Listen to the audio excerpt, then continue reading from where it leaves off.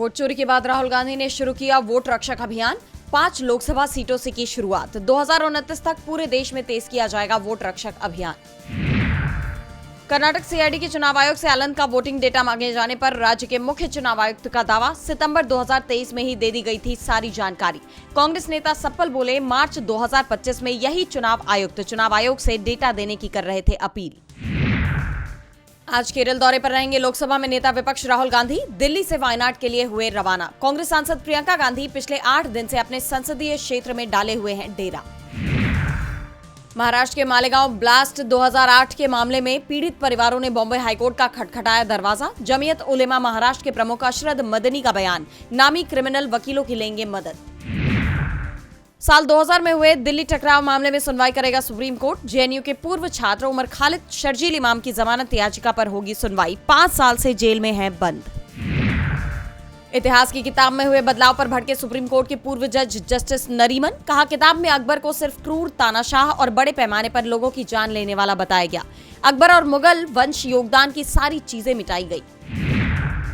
बिहार चुनाव को लेकर हलचल तेज। कांग्रेस की आज दिल्ली में बैठक। बिहार की चुनावी रणनीति पर हो सकती है चर्चा। योगी सरकार ने बड़े पैमाने पर किया प्रशासनिक फेरबदल। कई आईएएस अधिकारियों के बदले विभाग, लिस्ट जारी। पंजाब में विपक्ष की घेराबंदी। सपा का 15 सदस्यीय प्रतिनिधिमंडल 19-20 सितंबर को पंजाब में बाढ़ प्रभावित इलाकों का करेगा दौरा।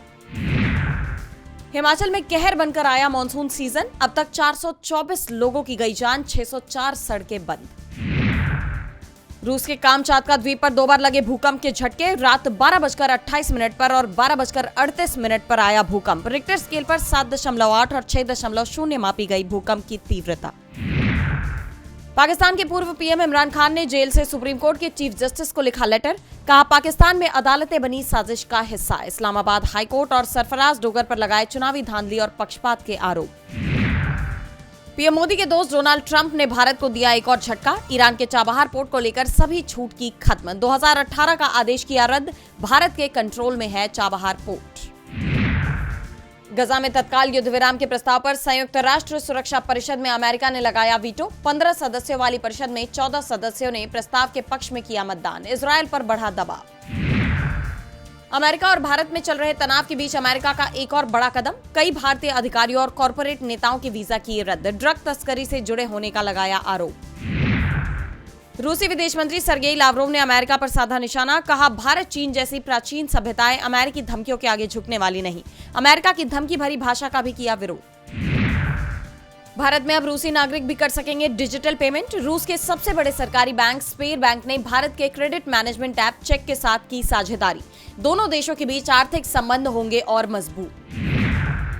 भारत ने मालदीव को दी बड़ी राहत। $5 करोड़ के कर्ज के भुगतान की समय सीमा फिर बढ़ाई। 2019 में एसबीआई के जरिए भारत ने मालदीव को दिया था कर्ज। आईटीआर फाइलिंग के बीच डायरेक्ट टैक्स कलेक्शन में दिखा उछाल। 10.82 लाख करोड़ रुपए पर पहुंचा। उद्योगपति अनिल अंबानी की समूह कंपनियों के खिलाफ सीबीआई का एक्शन। 2 मामलों में दायर किया आरोप पत्र। एडीए समूह कंपनी और येस बैंक के बीच धोखाधड़ी वाले लेनदेन से जुड़ा है मामला।